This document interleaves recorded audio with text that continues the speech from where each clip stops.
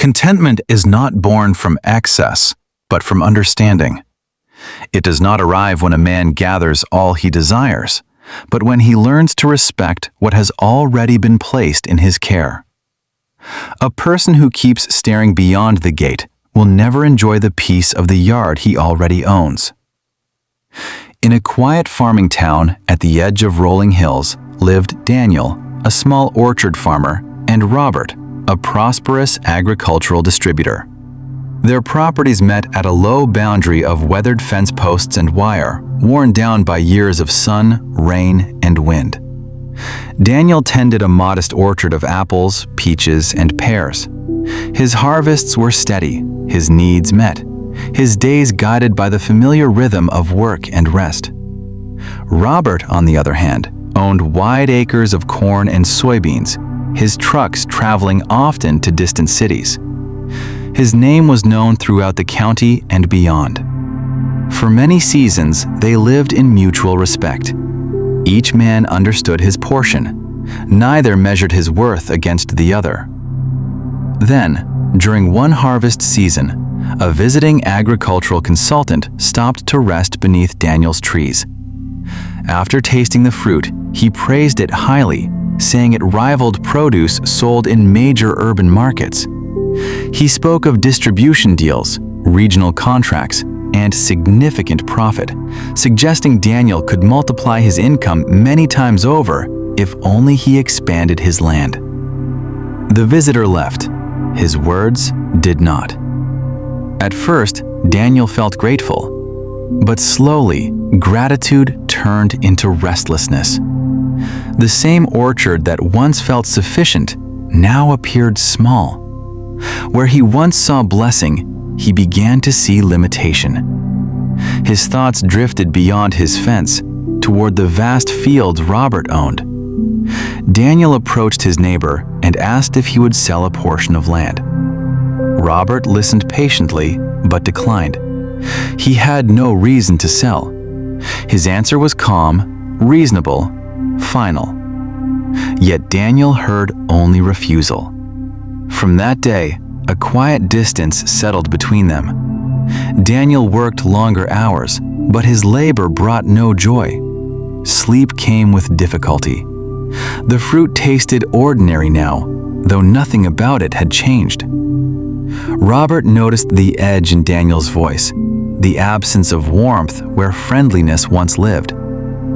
Greetings became brief. Laughter disappeared. One dry autumn evening, as dust drifted across the fields and the trees stood bare, Daniel walked through his orchard and felt no peace. In chasing what lay beyond his fence, he had lost the comfort that once lived within it. Some days later, an elderly woman named Mrs. Thompson, respected in the town for her wisdom, came to visit. They walked slowly among the trees as Daniel poured out his frustrations. Mrs. Thompson listened without interruption. When he finished, she said, "The visitor spoke truth about your fruit, but he did not understand why it was good. It was good because it was tended by a man whose heart was settled. When you worked without comparison, your hands were steady. Now your mind is divided. The trees have not changed, Daniel. You have." She continued, "Contentment does not mean you are blind to opportunity.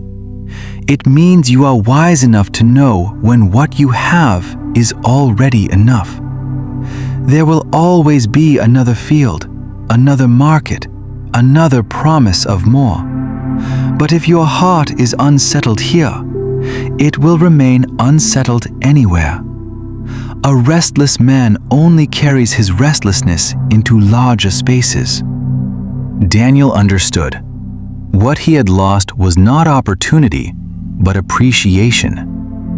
In reaching for more, he had let go of peace. In the weeks that followed, Daniel returned to his work with care. He repaired the fence line and visited Robert, speaking honestly and restoring their bond. The orchard did not grow larger, but it felt whole again. The human heart has limited space. When it is filled with longing for what lies beyond reach, there is no room left for gratitude for what already rests in the hands. Contentment is not laziness. It is not the absence of ambition. It is awareness. Peace does not wait at the end of accumulation. It walks beside those who know how to see it. The gate will always remain, but the wise do not live with their eyes fixed upon it. They tend the land entrusted to them, and in that care, they discover what they once believed lay beyond the fence. A life that is sufficient, and a heart that knows rest.